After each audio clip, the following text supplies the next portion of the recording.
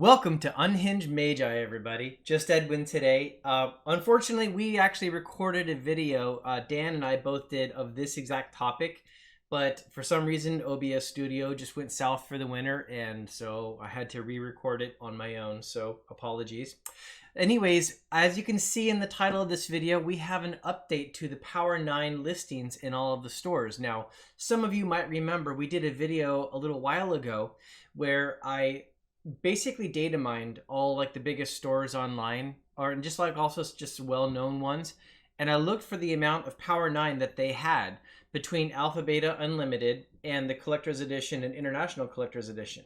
So between those 5 sets, I looked and saw what their inventories were and tried to get a sense of where prices were likely going to go, because whole supply and demand, people definitely want those, but if they're sold out everywhere, then that's a very bullish sign.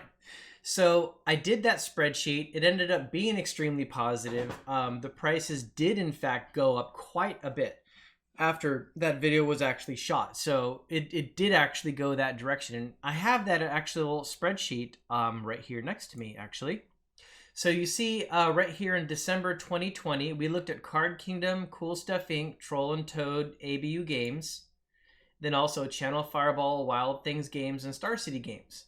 And what we saw for all of them was pretty small numbers. I mean, you can see here that Card Kingdom only had 10 copies of Power 9, and it was all in Alpha Beta.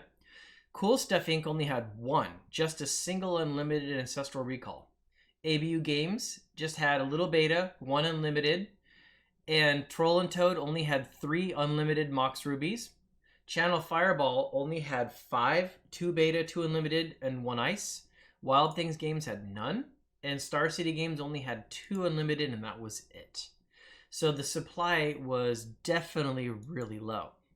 Well, that's what we did an update for, and I put an image of this out to the members of the channel. So just a quick shout out for anyone who doesn't know, there's subscribing to a channel in YouTube, and then there's also being a member of YouTube. Subscribing is what you get when you hit subscribe. Being a member is what you get when you click that join button and you sign up for like a monthly fee. And the fee right now for Unhinged Magi is only $2 a month. And we set that bar really low because we wanted to be sure that we actually delivered a lot of value. I'm telling you this because all of this information we're going to give you in this video today, we already gave it to our members a while ago, like within some very small posts. So there's advantages to being a member. They also get to like play games with us on the live streams and such. Anyways, so here's the updated spreadsheet. Let's just go to it and let's show you. So if I come over here, then I click this tab. Now here we go, May 2021. Now I actually captured this data about like, I don't know, a week and a half ago, a couple weeks ago.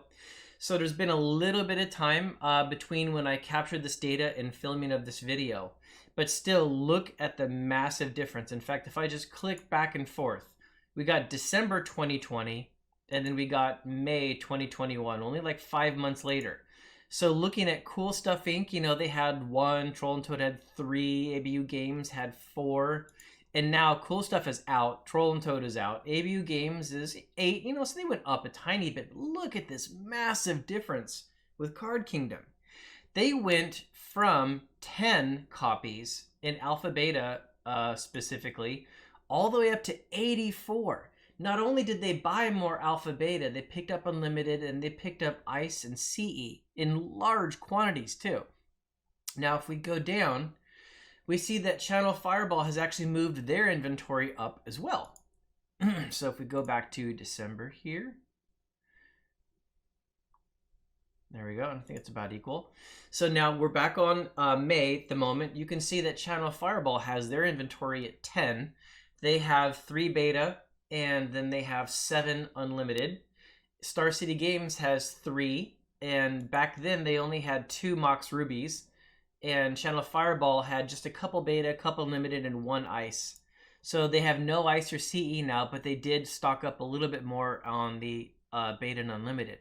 And Wild Things Games went from previously having none to still having none. So no change there. So this is a really large change, and I think it deserves to be spoken about to some extent. Now, If you're looking at any market, it doesn't matter what it is, supply and demand always has a factor. Now, it's not the only factor, but it is a factor. There's also, the speculation on the market. There's, people just looking either like fear or greed one way or the other. There's also the difficulty of transacting, like housing. Houses can have a very large supply built up, but that might not matter for a while because the process to buy a house and move into it is really difficult. And the process to sell a house is really difficult.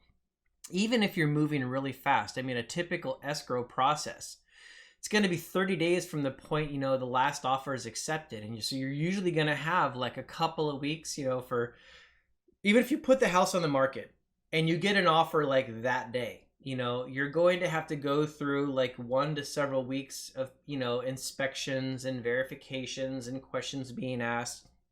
And then once everything is passed and you go into the escrow process, escrow might be like 30 days unto itself. So there's a time delay for purchasing a lot of assets. Some things are really quick, right? But not everything is. Point is, supply and demand matters a lot, but it's not the only thing. Now, in this case, we've got this really weird anomaly happening where Card Kingdom has broke rank effectively with the other stores, and they have really increased their supply. Now, I think there's a story there. I don't know what it is. I don't know the owner of Card Kingdom. I haven't spoken to them.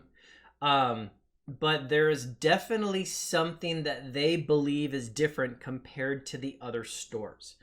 And it's more than just the fact that the prices, they have such a large inventory. When you actually look at the prices of the stuff on Card Kingdom, they're not selling it for, price to move type of prices. They're at, go ahead and buy it or just, go away if you don't want to type of prices. Basically, through their pricing structure, you can tell that they're very bullish, that they think that these cards do not need to be immediately sold. And that speaks volumes, actually, because you guys know how expensive these cards are. These are extremely expensive cards. And for a store, even one as large as Card Kingdom, to purchase that quantity of inventory and to be willing to sit on it like that, that's a hard thing to do as a business, because what you generally want to do with a business is you want a cash flow, right? Businesses that buy and sell product aren't typically in the business of buying product and sitting on it for a while. Oftentimes because they have a lot of leverage. They borrow a lot of money in order to do their business, and they have to sell a bunch of product to pay back all that borrowed money. So this could actually mean that maybe Card Kingdom is not in a lot of debt and they are able to park cash in something, and so they're willing to park cash in those cards. Or if they actually are doing their business with leverage, that might actually mean that they are extremely bullish about the future of where this stuff is going. Either way, given the chance, I would love to actually have a chance to actually speak to them and see what it is they're doing and to find out why it's so starkly different.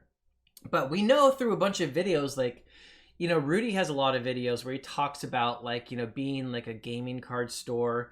And there's a lot of videos right now. There's a lot of talk about how stores are going out of the singles market, at least for new stuff, because they don't see that there's enough margin there. There's so many other small sellers with TCG Player that are opening up. So the singles market is becoming more and more competitive. And if you're a store that is working on margin, you have to borrow to do business, and you don't want to be forced to buy all this product from Wizards of the Coast and the stuff that they make, they're just over printing. I can totally understand why some companies are going out of the singles market. So that's an interesting thing.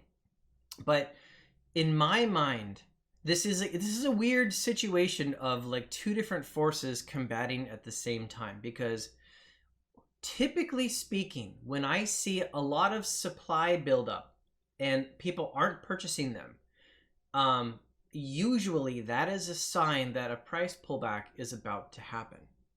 But this might be one of those rare cases where maybe not that's what's going on, because the cards are sitting there. They're at a certain price, but the owner of these cards, Card Kingdom, the business, is not dropping those to price them to move to just get them out. So that's very interesting. So the supply is building up, but somebody there seems to have a very bullish opinion about where they're going. So I don't know. That's very interesting. I'm going to have to revisit this in like another few months to basically see where this heads. We're going to have to revisit the topic and look at it, see where the prices have gone, and then look back on like this video and say like, okay, was this guess right? Was it actually bullish, or was the building up supply that someone over there at Card Kingdom, maybe they made a big purchase, but then they made a mistake and then the prices dropped and they're sitting on a lot of overpriced inventory? I don't know. I'm very curious to see. But I'll tell you guys one thing. Some of you might be wondering where I'm personally at with it. And the only stuff that I'm personally selling in terms of like magic or flesh and blood is just I'm selling only enough to move and get a little liquidity so I can buy other things. So my magic money isn't really coming like out of magic and then into like other things.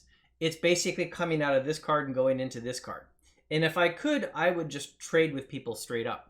But like nobody trades anymore these days, really, unfortunately. So yeah, the only selling I'm personally doing is just to move it into like other cards. So I'm holding, I'm not getting rid of anything. Even if there was some kind of pullback, I'm not participating in it. In fact, I'd probably start buying. That's where I'm personally at. So anyways, you guys, that's the update for today. And sorry we didn't have Dan in this video. Again, we did shoot this video with Dan, but just OBS Studio failed us. So OBS Studio, get on the ball, man. Fix your iframe problem. Anyways, bye everybody.